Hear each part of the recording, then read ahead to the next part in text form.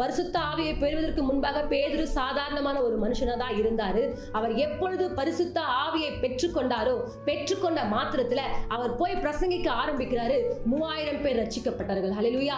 இருதயத்துல குத்தப்பட்டவர்களாகி தேவனுடைய வார்த்தைகளை ஏற்றுக்கொண்டு எல்லாரும் ஞானஸ்நானம் பெற்று அநேக ஜனங்கள் ரட்சிக்கப்படுவதற்கு காரணம் இந்த ஆவியானவர். ஹல்லேலூயா. இந்த பேதுரு பாருங்க, கடந்து போறாரு. அநேக வியாதியஸ்தர்கள் சுகமடைகிறார்கள், அநேக மரித்தவர்கள் உயிரோடு எழும்புகிறார்கள். இதுக்கெல்லாம் காரணம் ஆவியானவர். ஹல்லேலூயா.